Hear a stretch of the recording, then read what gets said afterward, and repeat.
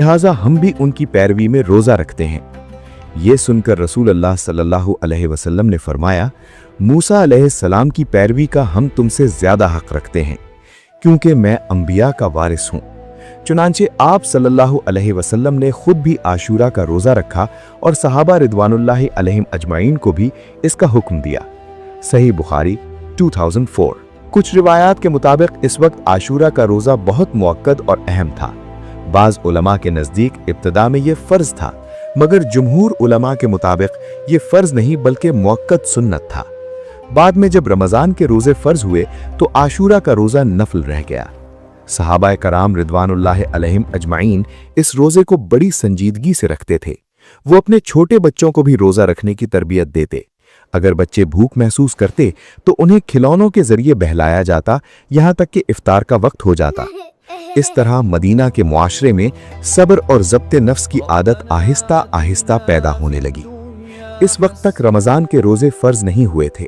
सहाबाए कराम रिदवानुल्लाहि अलैहिम अजमाइन हर महीने 3 रोज़े रखते थे, जिन्हें अय्यामे बीज़ कहा जाता है, यानी कमरी महीने की 13, 14 और 15 तारीख के रोज़े। इसके साथ आशूरा का रोज़ा भी था। ये दरअसल उम्मत मुहम्मदिया सल्लल्लाहु अलैहि वसल्लम के लिए रोज़े की इब्तिदाई तरबियत थी। अल्लाह ताला अपने बंदों को तदरीज के साथ तवील मुद्दती ज़ब्ते नफ्स के लिए तैयार करना चाहते थे। पूरा महीना खाने पीने से रुक जाना, ख्वाहिशात को काबू में रखना और नफ्स से जिहाद करना आसान काम ना था। इसके लिए जिस्मानी और ज़हनी तैयारी ज़रूरी थी, जो आशूरा और अय्यामे बीज़ के रोज़ों के ज़रिए फराहम की गई। दिन गुजरते गए, महीने बीतते गए, हिजरत का दूसरा साल आ पहुंचा। मुसलमानों के दिलों में एक गहरी ख्वाहिश थी। वो देखते थे कि यहूद अपने नबी के तरीक़े पर इबादत करते हैं और नसारा अपने तरीक़े पर, मगर उम्मत मुहम्मदिया के लिए एक मुनफरिद, बावकार और मुकम्मल तरीक़ा इबादत अभी पूरी तरह ज़ाहिर नहीं हुआ था।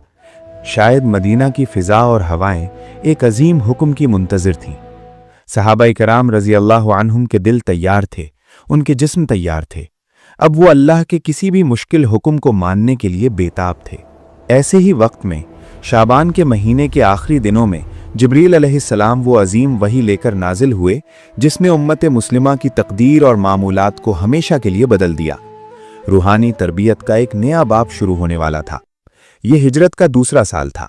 महीना शाबान का था। जंगे बद्र के नक्कारे बजने से कुछ ही पहले मदीना की गलियों में एक अजीब रूहानी कैफियत तारी थी। इसी वक्त अल्लाह रब्बुल आलमीन ने कुरान मजीद की सूरह बकरा की वो तारीखी आयात नाजिल फरमाईं, जिन्होंने रोज़े को उम्मत मुस्लिमा पर फ़र्ज़ करार दिया। अल्लाह सुब्हानहू व तआला ने फरमाया,